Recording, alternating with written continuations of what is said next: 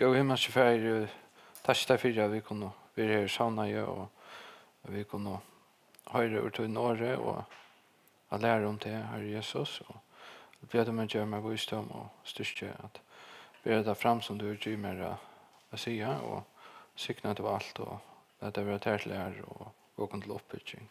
I Jesu navn. Amen. Ja, evne for enda bibeltøyman Jesus som profeteren, som presteren og kongeren. Og det de tro embedene til Jesus. Jesus han begge mennesker og god samstundes. Og tog da så la seg at det tver naturer, tver imiske naturer i honom, og etter vi røpt den hypostatiska unionen. Jeg skal ikke komme nærmere inn av dette evne. Vi ser selv dette største evne, og som skylder Leon, så kommer Karl Johanne her en bibeltøm om det. Men Jesus, han har som sagt 3 embeder til profeteren, presteren og konger. Og vi får ikke nærmere til sånn evne. Det første profeteren. Og i Gamla testamentet så leser vi ofta om profeter. En profeter en påbærer for Gud, som Gud brukar til å samskifte over folket.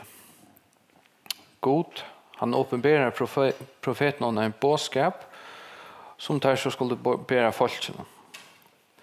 Oppgaven til profeten var mittel annet at avtale synd, at bo miskunn til de kua av, at bo fra til hentaskulde, og til tøyer eisne virke under mellom folk. Her dømer til dømes Moses og Elias som gjør det under.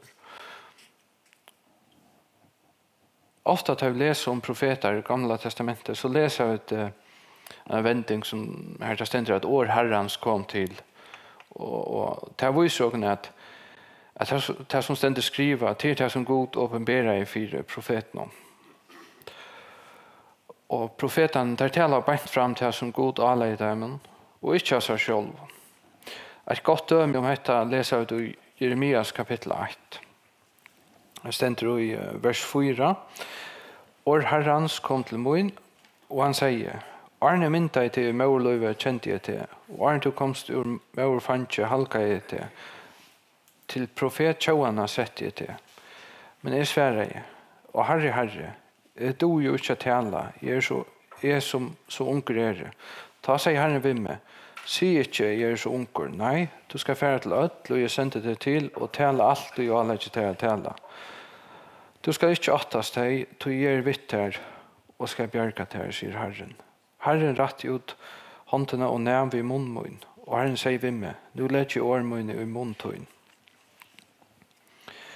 Profetene tar ofta sera ytla ludder, av det at de taler imot i atborden til folkene og til styrene. Folket vil ikke høre der. Og i Jeremias kapittel 6, vers 24-25, her leser vi Men tar lusta og ikke etter, og bagde ikke øyre til min. Nei, tar tjinko etter sin egnu raven. Ånda hjärsta og ånda herra hjärsta synen. Og tar vento mer bætje og ikke anlyd. Fra tog det fetra tykkare for ut av Egyptalandet og lykka til henda det. Har vi sendt til tykkare atler tjenare mine profetane, daglige, tullige og seint. Moses, han den største profeten som vi leser om i Gamla testamentet. Moses, han var talsmaver til gode for folkene. Og han åpenberer for Israelsfolket at God yngste av bjergateimen ur Egyptaland. Moses taler om det som en for eller til at det får en for å komme en profet at han og han. Og i 5. Mosebok, kapittel 18, vers 15, her stender, Herren god tøyn skal lete profet som med stod oppe i middelen tykkere. En av brøven til tøyn. Han skulle dit høyre. Og så stender det i vers 16, ta seg herre ved meg, til har rett og tøy som de har sagt. Jeg skal leta til en profet som til stod opp, en av brøren tarra, og letja honom årmøyne i munnen, og han skal tala til tarra alt det og jeg gjør hon bo om. Og en og hver ikke høyrer årmøyne som han skal tala i navnmøynen, skal komme svære mer for det. Ta i Moses støye, ta være sin profeten ikke kommet inn. Og ta leser vi i 5. Mosebok 4, 3, 2, 2. Men ikke stå atter opp i Israel nekar profeter som Moses. Han Herren omtjekst anlit til anlit. Gamla testamentet sier omkant at hesen profeteren kom som Moses talar om. Ta tøyna som Jesus spyrir sitt virkja gjør, leita av folket enn etter hesen profeten. Omkrelt at han måtte være Johannes Støyparen. Og det stender Johannes 8, 1-20. Ta spurte folket Johannes Støyparen. Ta spurte han, hva ta, du Elias? Han svarer, det ikke. Du profeteren? Han svarer, nei. Ta Jesus byrja jeg gjøre under, var det mange folk som kjente han som profeten. Enda profeten som Moses talar om. Til dømes tar Jesus seg metta 5000 manns, omframt kvinner og bøt, vi 2 fiskon og 5 breion. Så leser vi til at det stender Johannes 6, 14. Taino folket sa tekne, og han gjør det søtte deg, visselig hesen profeteren koma skal i heimen. Jesus han var som profeteren, som Moses talar om. Og Jesus själv vittnar at han var en profet og bär bo fra god.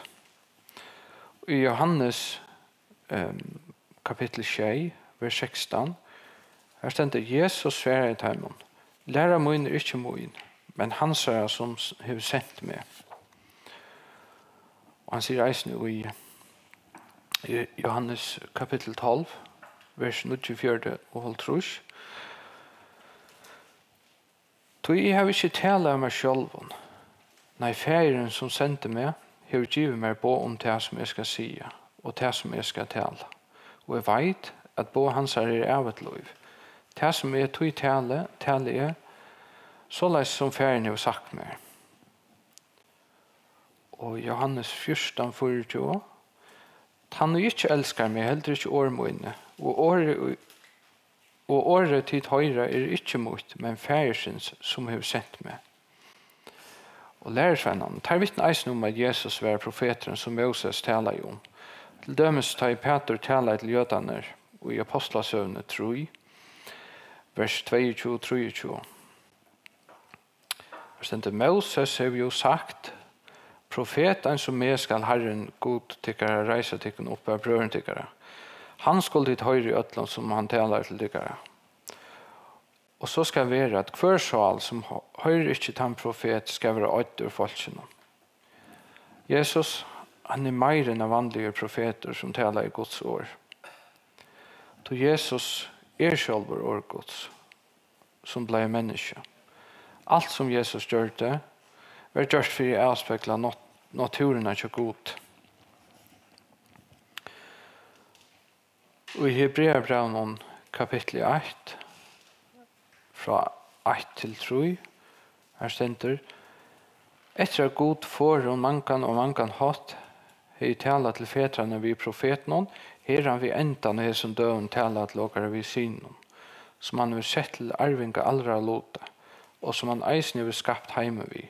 Han ljøv med dørtar hansara og uimynd vera hansara, og han ber alt vi åre måttarsons. Tog settestand tar han i gjørs rensan for sinteråkara vi høyre hånd hatiknare hatten. Tog det eisen at Johannes kallar Jesus åre til han kunngjør hver god Og Jesus han den sørste profeteren som god og sendt loven. Og til Johannes stender etter at året var holdt og tog bostad mitt nokkara, fotler av nøye sannlegga.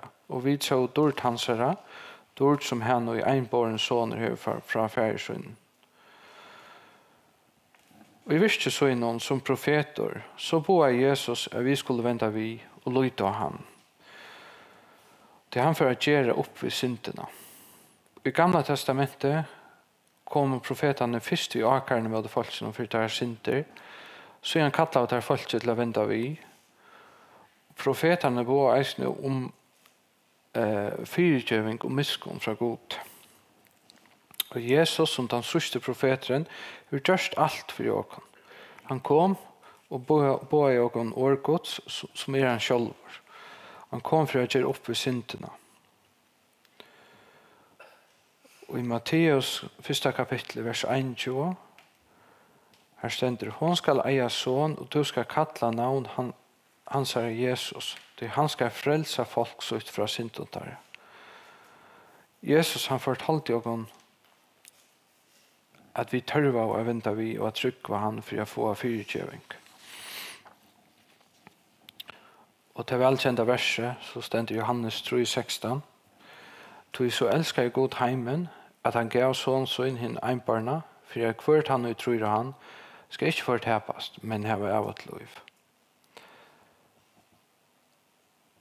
Ett annat som profeter till tog hötte och som uppgav är att viska under mitteln folk. Till dömes så gjorde Moses under vid Guds hjälp. Han är till dömes där tog upp lavnar och att ta i rej har dalt sig och själv folk för i rum. Och treisen dömer om att profeterna har gjort folk frusk. Till dömes blev Naman grötter vi har gett bonen till Elisa profet. Och som vi läser i evangelien så är det flera frasakner om att Jesus grötte folk. Och han räk ytterligare antar ut och enda reste folk för att de deg som Lazarus. Och Jesus han fortalte ofta lärersvännen från tingon som för att hända. Till dem säger han dem fra att han skulle dodja och rysa upp att. Men det är ofta illt vi att skilja han. Nu skulle jag titta mer på hur vi söker Jesus som en präst.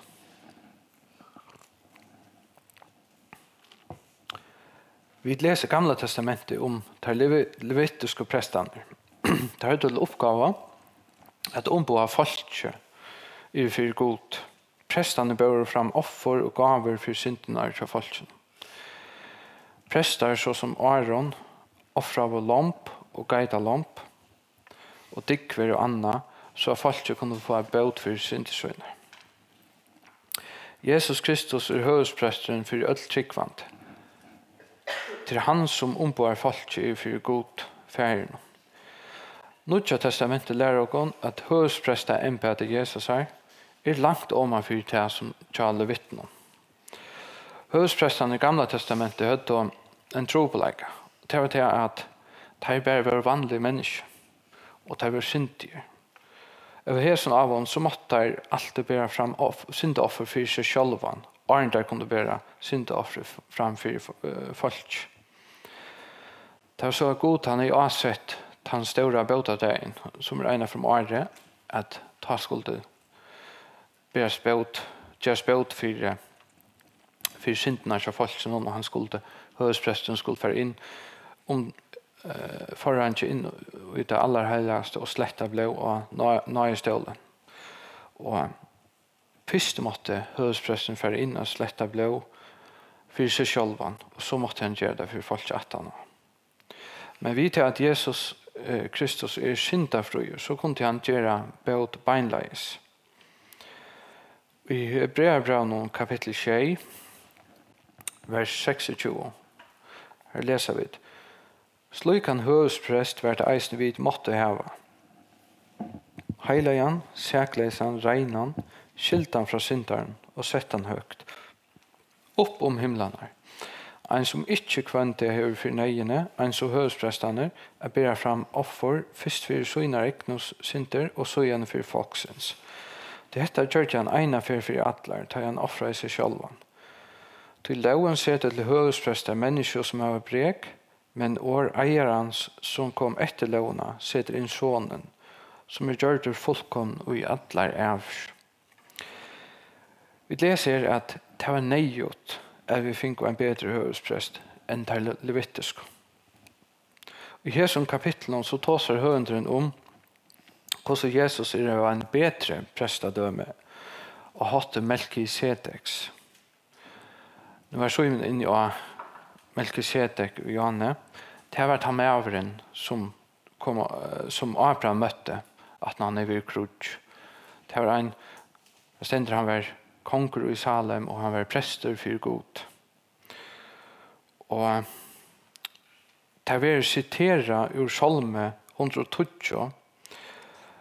Her vi leser om et her, en profeti om et prestadømme til Messias.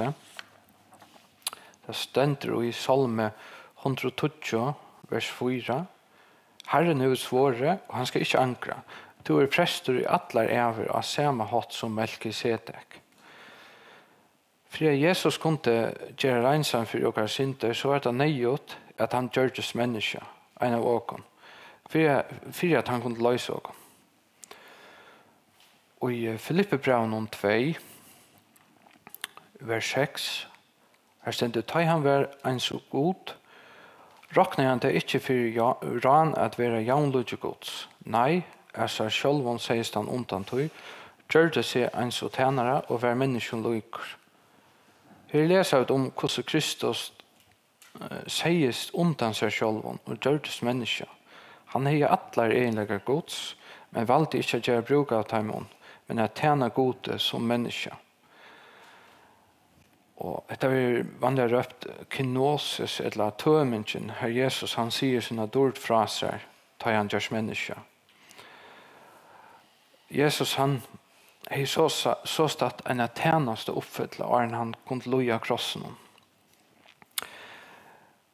Det han valgte å komme og tjene som menneske. Og vi leser ångte i evangeliet en venting som Jesus sier at tøymun ikke fullkomne enn. Til dømes i Johannes kapittel 6, da i lærersvennerne skulle fære til en høgtøy, og Jesus sier vidt her i vers 8, han sier fære tid nian til høgtøyene. Jeg fære ikke nian til lese høgtøy, tøymun ikke fullkomne enn. Jesus, han skulle fære gjøre nekting av en tjeneste hans å være fullkommen. Han leier som treiter av seg selv, som en vanlig son i forhold til noen vid sin pappa. Og enda nekk mer reisende. Paulus han forteller noe i Galaterbrevnen om hvordan forholdet mellom en pappa og en son ofte er i Israel og ærestand om hese tøyene. Stender i Galaterbrevnen kapittel 4, vers 1 og 2. Men jeg sier, så langt som arvingen baden, ikke munner hon og træle, til at han herre i rødlen. Nei, han under fortsatthalsmannen og hushalteren, inntil til tøyene som ferien er avsett. Og i Hebreerbrevnen kapittel 2, vers 20, her stender tog ta sømt i hånden, for hver skuld alt til, og vi hverjon alt til, ta han førte mange bøten til dård, at fullkomme opphavsmann frelse tarra ved lojungen. Vi leser at det var viljegods at Jesus skulle fære døgn nekva lojinger. Vil at god Jesus fære døgn som nekva lojinger og frestinger. Det var ødlom for en ikke for at kanna om Jesus for å fettla. Det var ikke grunden. Han kunne ikke fettla. Men grunden var helt at han god. Han ville at vi skulle vite at dette var soner hans. Han ville prekva hvor Jesus var. Og i Hebreerbrevnen kapittel 5, vers 8, så stender såleis lærte han til at han var soner, lutni av tog som han lei. Og ta han var våren fullkommen, var han ødlundheimen opphav til evig frelse som løy han, og være gode kattlaver høvesprester og hatte Melkisedeks. Nå sørger vi det at ta Jesus har fullført sine tjenester, var han av gode kattlaver høvesprester og hatte Melkisedeks. Og så leser jeg versene som stod i Hebreerbrevnen 5, fra vers 1 til 5. Så leser jeg om at hvordan høvenderen skriver om at høvespresteren ble valgt og innsett. Her stender ein og hver høvesprester ver jo tidsen mittel menneske og innsetter for menneske til tjeneste for god. Til å bære fram begge gaver og slateroffer for synd, som ene kan være milde ved avvitende og velfærende. Vi til å veikler ikke honker vi han selv han eisene. Og han har tærre grunn med å bære fram syndoffer for seg selv han likevel som for folk. Ongen teg seg selv han hent heier. Nei, han vil kattla være god til en svaren. Så la seg Kristus heller ikke selv tidlig sært han heier over høvesprester. Nei, han var hon given av honom som sier vi han, «Tu er sonen min, jeg har født deg i det». Vi leser her om hvordan Jesus ikke tog seg en heieren, at vi er høvesprester, men han var hon given av god. Da han sier vi han, «Tu er sonen min, jeg har født deg i det». När hände detta kunde vi spyrja. Som skiljer det, så detta ta en röd kom av himle, ta Jesus, Peter, Jakob och Johannes uppe i fjällen och Jesus ombröts för time. Läs om det med landet Matteus 16, vers 5. Här stod det medan en talaje kom lysande skugg og skugga i evitær, og ur skuggen hørtes rødt og sier, «Hette sonen min, henne elsker jeg, som jeg har takket til, høyre han». Jesus er åkere høvesprester, og han skiler og kjenner alt som vi kunne fære i kjøkkenen. Det han er fære i kjøkkenen, alt som vi kunne huske om. Og han er av hesson og amen, så kan han være miskunnsamer og trofaster mot jo. I Hebreerbrevnen, og i kapittel 2, vers 11, her leser vi, «Ty bæge han i halkar teg, ty bæge han i halkar og teg som halkar vera og ødla av einon. Ty skammast han ikke ved å kalla der brøver». Han sier, jo, «Jeg skal kun gjøre brøver min navntøyt, mitt i samkommende skal jeg prysa til». Og framveis, «Jeg skal lyta han», og framveis, «Hikk, her jeg og bøttene er god til å give meg». Vi tar nu at bøttene jeg var lot og blå i holdet, fikk eisen han av samme hatt lot og tog, for at han vid deian skulle gjøre han til åndsjes som hever veldig deians, til djevelen, og gjør alt de fri som er rasslo for deian var i tralta med alla livstøy søyna. Det er jo ikke enklån han tek seg av, men jeg kom i Abrahams teker han seg av. Då måtte han i ötlom være brøren søyn løyker, så han kunne være miskunnsamer og trofaster høvesprester for god, at gjøre bøt for sinter folksins. Då vet han sjølver hevelige, kan han som han og sjølver er frestaver, komme til til hjelper som frestaver. Jesus, han offrer seg sjølvan som et offer til god for jøkken. Honom tørver ikke å bære fram næka anna offer først, til han er fullkomlig sinterfrøyer. Men Jesus, han gav sitt egna liv og sitt egna blod, ena for atler. Vi leser det i Hebreerbrevnen 9, vers 11. Men Kristus kom som høvesprester for en kommande gåen, og han fører tjøkken et større og fullkomnere kjalte, som ikke er ved hånden. Det som ikke er av hesen skapning. Og han fører ikke ved blåe av bokken og kolvån, men vi sunn egna blåe, eina for atlar inn i halvdjedommen, og vann evig endløsing. Du så satt som blå, bukke og tarva, og øskane kvujo, vi har vært slett av inn i årein og halkar til utvarstes regnleika, hvordan mangar mer skal du ikke blå Kristus her? Han sier som vi evig og anta bær fram seg sjálvan luitalesan for god. Rensa samviskotikkar fra deg og verskon til at tjene hinn og livande god. Jesus som åker høvesprestor har samkjensle ved oss, og vi kan alltid komme til landsar ved Øtland som tinker oss. Vi i honom så har finnet etgang inntil nøye tronen, for å ha seg det gods. Vi leser om det i Hebreerbrevnen kapittel 4, vers 14. Vi til at vi nu har stauran høvesprest, som er færen jøkken himlene, Jesus, son Guds, så lät jag kunna hålla fast vid göttingsna. Så vi tar ikke høystress som ikke kan ha samkjensle vi veiklag og noe. Men en som frest av i ødlån av samme hatt som vi, til åttan synd. Lät jag kan tog vi dyrve stod jag framför i haset i nøyene, så vi kan få miskunn og finna nøye til hjelp av rattare tog. Prestadømen til Jesus til evet. Han ikke som de jæriske prestene, vår. Det var deilige menn, og det prestadøme, det måtte arvas til neste atterlige. Men Jesus, han evig høresprester, som alltid byr for oss. Og i Hebreerbrevet kapitel 6, vers 24-25 stendur, men hesen hever oforgångelt prestadøme, vi til han verur i atlar æver. Tøy kan han eisne fullkomlega frelsa teg som koma til god vi hånden, tøy han lever alltid a bya for dem. Nå skulle vi hitje etter hvordan Jesus konkur. En konkur en som myndlega roa, iver en mångd av folk. I Gamla testamentet leser vi om nekva konger som rådde i Israel. Kongen hadde valgt at døme søkon, og der lette ofte herren til der skulle i Bardia. Og det var omkring gode konger i midtelen, men de fleste var rynk. Langt og åren Israel finnes ikke en kong, så visste herren at de for å vilje ha en kong. Moses han skriver jo om et her i 5. Mosebok, kapitel 16.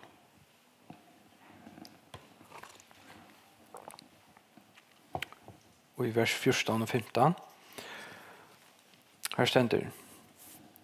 Da du kommer inn i landet som Herren god tog gjevet her, og hever tidset her i åkn og bosett i her, om to ta sier, jeg for å sette kong over meg, enn så ødel falsen rundt om meg.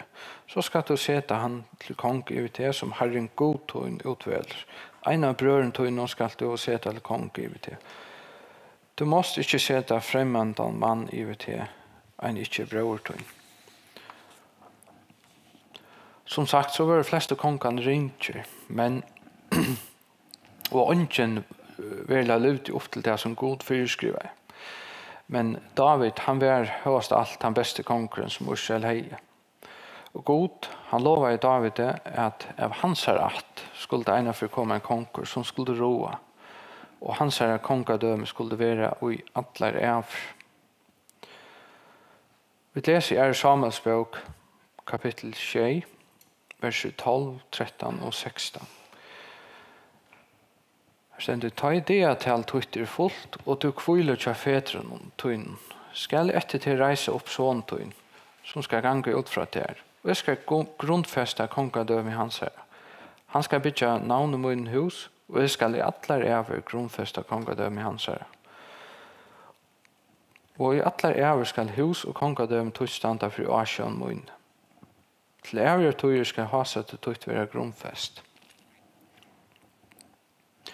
Vi leser i Nødja testamentet hvordan god framveis helt dette lift ta i angelen kom til Maria, og han sier vi henne at hun skulle eie en son. Vi leser i Lukas 8, vers 30.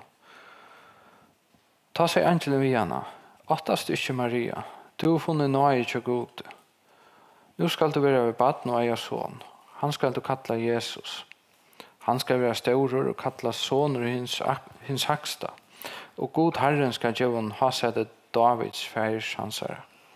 Han skal være konger i huset Jakobs, atler ever, og ikke skal være endt av kongerdøm i hans herre. I fyrre av bibeltøymannen så var vi inne av kongsattene til David.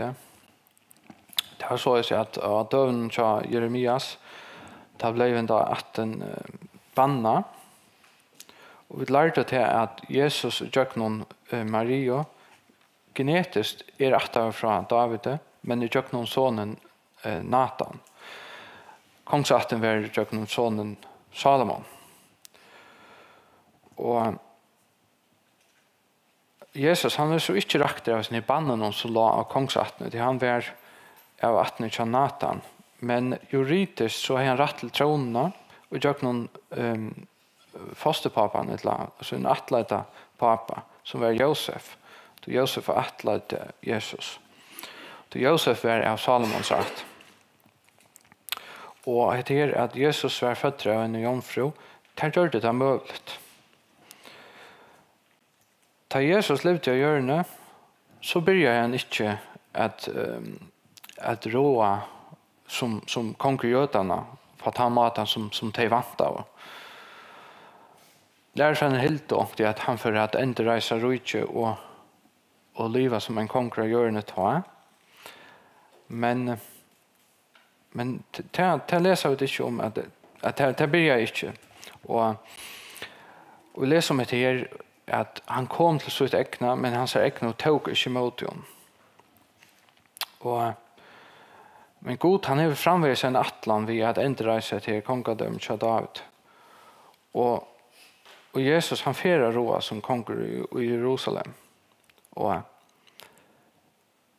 ta Jesus, han var avkarter av jødenen og var fire Pilatus, så var en av avkarterne at han sier seg være kongjøtene.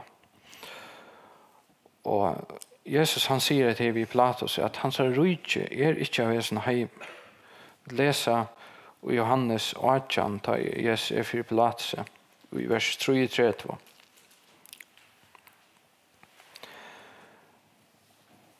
Pilatus fører nå innatter i borgene, kallar Jesus fyrir seg og sier vi han, du kongjøtene? Jesus svarer, sier du hette av ter sjølvån, eller har ære sagt ter til om meg? Pilatus svarer, jøte? Folk tog til høvdsprestene har givet til opp til moen. Hva har du gjort? Jesus svarer, rydtje mot ikke av hessen heime. Vær rydtje mot av hessen heime, høtte tjenere moenar bars fire, at jeg skulle ikke være givet opp til jøtene. Men nå rydtje mot ikke av hon. Ta seg Pilatus vian. Så du til konkur? Jesus svarer, du sier det, jeg konkur. Til te føtter, og alt det og til te kommet i heimen. At jeg skal vittne om sannleikan. Hvert han som av sannleikan har rødt munn. Som konkur så alt underlagt Jesus. Som han satt ned Adam, så hever han rei og alle hjørne, og alle som lever av hjørne. Men myndelagen til Jesus større enn til en jærersken konk. Jesus, han har myndelaget sin ut i at han arven til allra lota. Tog vi honom og av honom og til hans herre alt skapt. I Hebreerbrevet 2, vers 8, her stender alt leie til under føtter hans herre. Tog han har lagt alt under han, og undan tok han ikke fra å være hon underlagt. Men nå så kjøvd ikke alt være hon underlagt enn. Vi leser i salmen om profetier om hvordan alle fortjentene til Jesus venter seg mot honom, og han skal knuse der. Da han en dag skal reise seg og føre herren mot timen. Etter at herren har savnet alle fortjentene sammen og med gitt og delen. Salmer 120. Det er en stort salmer og kan lese han. Her stender etter David salmer. Herren sier vi herra moin. Se til vi høyre hånd moina inntil jeg letje fortjender tøyner som skammål for føtter tøyner. Av Sion ratter herren ut kongast av veldes tøyns. Ra midt i middelen fortjender tøyner. Sjølvbøy kommer folk til et veldes tøyn. Og i heilum brøyer kommer unge skære tøyn til tøyn, som dødgen ur fantje morgenroans. Herren er svåre, og han skal ikke angra det. Du prester i atlar ever av samme hatt som Melkisedek. Herren under høyre li tøyne sårar kongar rei dæsøyn. Han heldur døv middelen hetningane. Fyller opp i loikon, sårar høtt om hina vujo gjør. Ur løtjen og drekker han av venon, tog ber han høtt i høgt. Suttja, hvordan god sier vi Jesus at han skal seta seg ved høyre håndsøyna, inntil han savner alle fortjentene fire føtter hans herre. Og så skal Jesus fære og gjøre enda til åndskapen. Og Vi leser i Salva 2 om hvordan alle åndskapene venter seg mot Herren. Stender i vers 8. Hvor frøysa hedningene, hvor har folkesle fafangt i hoa, kongar gjerne reisast og høvdingar letja saman råd mot Herren og mot salva i hansare. Lät dere sluta båndtarre og kasta tåtarre av ogon. Han som i himlen sitter lär Herren spotta der, så taler han til tarre i vrejesøyne, løyper rassla at tarre i vrejesøyne. Han sier, jeg har to sett kong mina Sion, heilige fjallmot. Jeg skal se fra avtjer, sier Herren. Herren sier vi med, du er sonen min, jeg har født i det. Bi med, så skal jeg gjøre der heitningarna i arv, og gjørena så viser man at eie. Vi jattenstave skal du såra der, og smiltra der som leir i let. Og nå til kongar, vi viser, lete de kan sia til domare av gjørene. Tjene Herren og vi åtta, og feknes vi bivan. Kisse sonen, for han skal ikke være reier, og til ganga til gruntar av venen. Kjott hendrast rei hansara. Særlig og alt de som løyte av han. Altså, Herren god, han hever givet Jesus i alt. Han er i ratten til alle gjørene, og han fer en dag å gjøre opp i alt. Og det ræver om at være i hans parste og at løyte av Herren Jesus. Og vi må minnes at Herren Jesus, han er konkur, han ræver og dømer i rattvis. Vi leser i åpenberingen, da han kommer atter i vers 11 i kapittel 9. Her stender, jeg sa himmelen åpna, og fikk her suttja kvitan hest. Han som av honom sett, er du trofast og sannår. Han dømer og stryr og er rattvis. Og Jesus, han er kongarna eisne, som stender i vers 16 i samme kapittel. Av kappan og alenton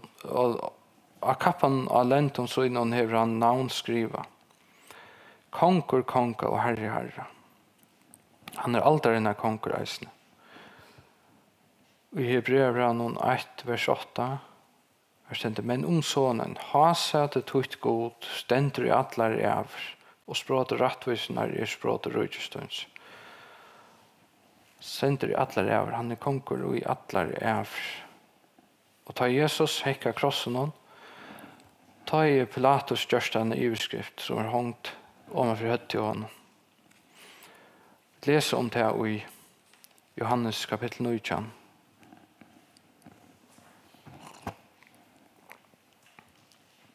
Stender i vers 9.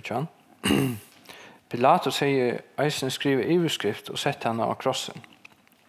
Her var skriva, Jesus ur Nazaret, kongur jødana. Hes iveskrift løs og nå nekk for jødene. Du steg her Jesus var krossfester, var nær ved bojen, og hun var skriva hebraiskon, latuine og grekskon. Ta seg til høyspresta jødene vid Pilatus. Skriver ikke kongur jødene, men han sier kongur jødene. Pilatus svarer, det som jeg skriver jeg.